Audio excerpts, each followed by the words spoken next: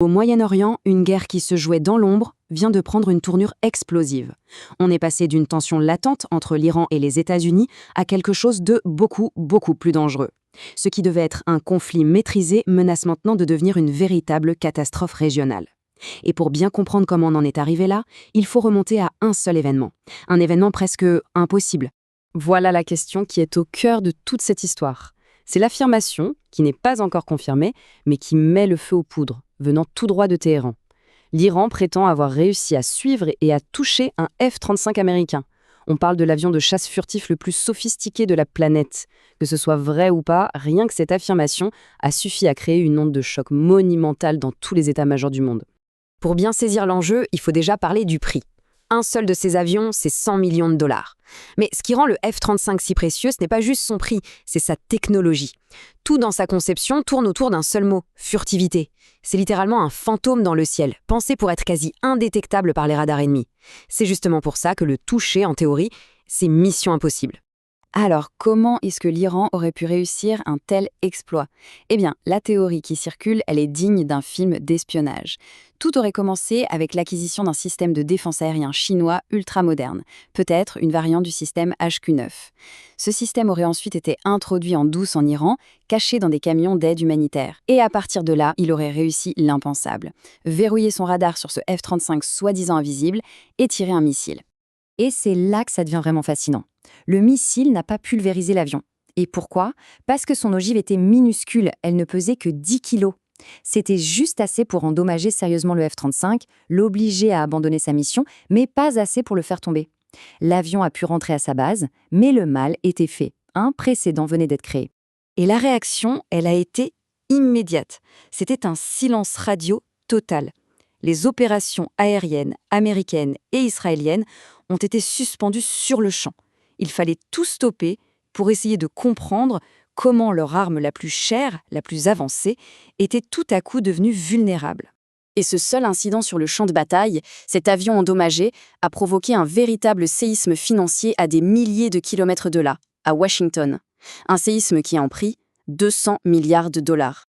Juste après l'incident du F-35, le Pentagone a tiré la sonnette d'alarme. Ils ont envoyé une demande de budget d'urgence à la Maison-Blanche. Et le chiffre, attention, est juste hallucinant. 200 milliards de dollars. Pour qu'on se rende bien compte de la folie de ce chiffre, il faut comparer. Ces 200 milliards, c'est juste pour les premières semaines du conflit. La totalité de la guerre en Irak, qui a duré des années, a coûté 839 milliards de dollars. En gros, cette seule demande nous dit que le Pentagone se prépare à une guerre d'une ampleur inimaginable. Alors, concrètement, où va tout cet argent? Il est destiné à une chose, augmenter massivement et très rapidement la production d'armes de haute technologie. On parle de produire en urgence des missiles de croisière, des Tomahawks et de nouveaux systèmes de défense. Et évidemment, quand on produit dans l'urgence, les coûts explosent. Mais voilà le problème. Pendant que les budgets s'envolent, la justification même de cette guerre commence à se fissurer de partout, ce qui est en train de créer un chaos politique monumental à Washington.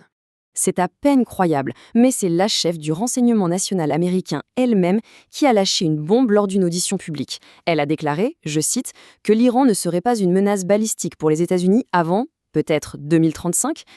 On se retrouve donc avec deux réalités qui s'affrontent violemment.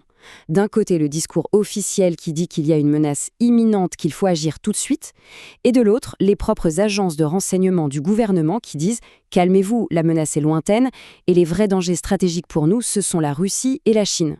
Cette énorme contradiction coince la Maison-Blanche dans un piège politique inextricable.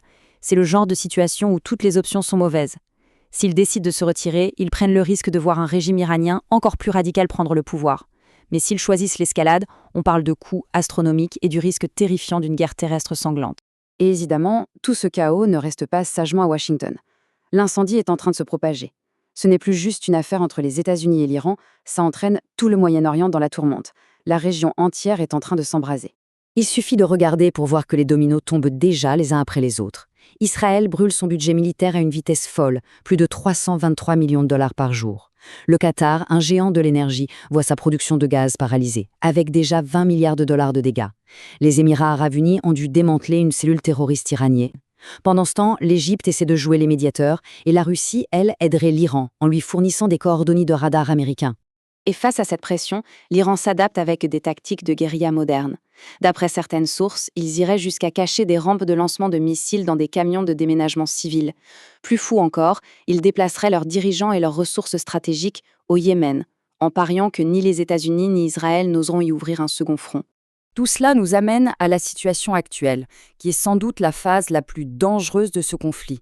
Une impasse totale, mais une impasse incroyablement instable. D'un côté, on a un Iran qui est clairement meurtri par les frappes, mais qui reste debout et provocateur, bien décidé à continuer le combat.